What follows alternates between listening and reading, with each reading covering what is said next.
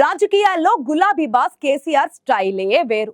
సమకాలీన తెలుగు రాజకీయాల్లో అపర చాణక్యుడిగా ఆయనకు పేరు. అసెంబ్లీ ఎన్నికల్లో పార్టీ ఓటమి తర్వాత ఆచి తూచి అడుగులు వేస్తున్న గులాబీ బాస్ కాంగ్రెస్ పై టైం చూసి కథన భేరీ మోగించారు. వరంగల్ బహిరంగ సభ తర్వాత గులాబీ దళంలో కొత్త ఉత్సాహం కనిపిస్తోంది. అయితే కేసీఆర్ మాత్రం తన స్థాయి విషయంలో జాగ్రత్త పడ్డట్లు తెలుస్తోంది. తన రాజకీయ సమకాలీకులైన చంద్రబాబు, వైఎస్ఆర్ చేసిన మంచి చెడును గుర్తు చేసిన గులాబీ బాస్ కాంగ్రెస్ సీఎం రేవంత్ రెడ్డి పేరును కూడా ఉచ్చరించలేదు. దీంతో కేసీఆర్ స్టైలే వేరనే చర్చ మొదలైంది.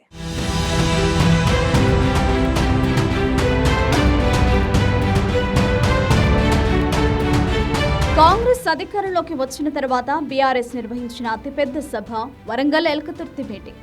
మరోవైపు పార్టీ సిల్వర్ జూబ్లీ ఇయర్ కావడంతో కేడర్కి స్పష్టమైన సందేశం ఇవ్వాలనే ఉద్దేశంతో సాగింది కేసీఆర్ స్పీచ్. బీఆర్ఎస్ పార్టీ పుట్టుక, పోరాటం, రాష్ట్ర సాధన, సాధించిన రాష్ట్రంలో తమ 10 ఏళ్ల పాలనలో అభివృద్ధి, ఇలా అన్ని విషయాలు గుర్తు చేశారు గులాబీ బాస్. ప్రజలు గతంలో ఎలా ఉన్నారో, ఇప్పుడు ఎలాంటి కష్టాలు పడుతున్నారో చెప్పారు. అంతా అనుకున్నట్టే కాంగ్రెస్ పార్టీయే తమకు ప్రధాన రాజకీయ శత్రువుని ప్రకటించారు. దాంతోపాటు కేంద్రంలోని కాంగ్రెస్ పెద్దలు నకిలీ గాంధీలని ఆరోపించారు. వారిచ్చిన ఎన్నికల హామీలను గుర్తు చేశారు. కాంగ్రెస్ పై ఇంతగా ఫైర్ అయినా రాష్ట్రంలో సీఎం రేవంత్ రెడ్డి, ఇతర మంత్రుల పేర్లు కూడా నోటి వెంట పలక్కుండా జాగ్రత్త పడ్డారు.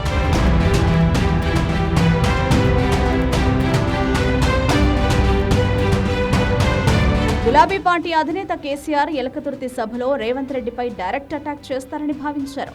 కానీ కాంగ్రెస్ సీఎం పేరును ఒక్కసారి కూడా ప్రస్తావించకపోవడం వెనుక రాజకీయ వ్యూహం ఉందంటున్నారు కారు పార్టీ నేతలు. ఎవరికైనా తన మాటల ద్వారా ప్రాధాన్యం వస్తుందని అనుకుంటే వారి ప్రస్తావన తీసుకురారు కేసీఆర్. అలాగే వారు తనకంటే చాలా తక్కువ అనుకున్నా సరే మాట్లాడారు. గతంలోనూ ఆయన రేవంత్ రెడ్డి గురించి ప్రస్తావించిన సందర్భాలు తక్కువే ఉన్నాయి. అయితే ఇప్పుడు రేవంత్ సీఎం, ప్రభుత్వ పెద్ద, పదే పదే కేసీఆర్ను టార్గెట్ చేసి మాట్లాడుతుంటారు. కానీ కేసీఆర్ మాత్రం రేవంత్ రెడ్డిని తన స్థాయి కానట్టు తీసిపారేస్తున్నారు. అసెంబ్లీలో కూడా కేసీఆర్ వచ్చి మాట్లాడాలని సీఎం రేవంత్ రెడ్డి పదే పదే సూచించినా కేసీఆర్ వాటిని పట్టించుకోవడం లేదు.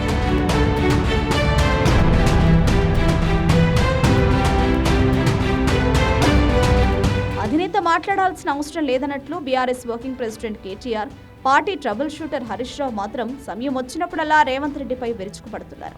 అసెంబ్లీలో, బయట ప్రతి సందర్భంలో సర్కార్ లోపాలను ఎత్తి చూపుతున్నారు. తెలంగాణలో కాంగ్రెస్ పార్టీని కాకుండా రేవంత్ రెడ్డిని మాత్రమే టార్గెట్ చేసుకుంటున్నారు. రేవంత్ రెడ్డిని బలహీనపరిస్తే కాంగ్రెస్ పనైపోతుందని అనుకుంటున్నారు. రేవంత్ రెడ్డి వచ్చిన తర్వాతే అప్పటిదాకా వెంటిలేటర్ మీదున్న కాంగ్రెస్ జవసత్వాలు వచ్చి అధికారంలోకి రాగలిగిందని భావిస్తున్నారు కేటీఆర్, హరీష్ రావు.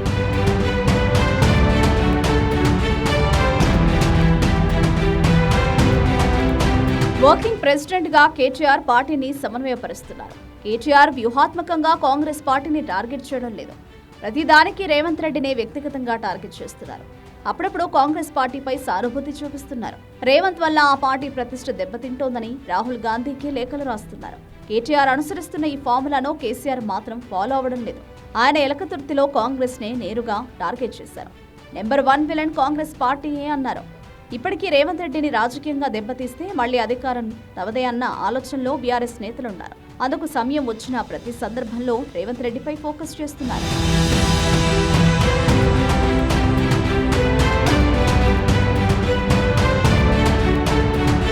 కేసీఆర్ మాత్రం తన తరం రాజకీయ నేతలు చంద్రబాబు వల్ల తెలంగాణకు జరిగిన నష్టాన్ని ఎలకతుర్తి సభలో వివరించారు.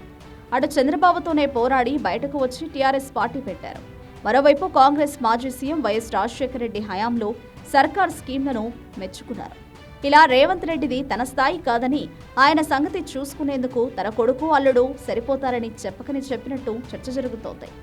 మరోవైపు కాంగ్రెస్ ని ప్రధాన రాజకీయ శత్రువుగా చూపెట్టిన కేసీఆర్ బీజేపీ విషయంలో మాత్రం ఆచితూచి వ్యవహరిస్తున్నారు.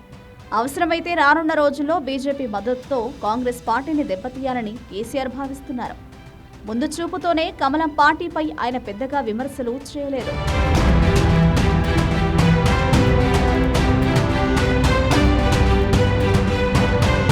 ఇన్నాళ్లు ఫామ్ హౌస్ నుంచే పార్టీ యంత్రాంగానికి సూచనలు చేసిన కేసీఆర్ ఎలకతుర్తి సభతో కేడర్కి దిశానిర్దేశం చేసే ప్రయత్నం చేశారు.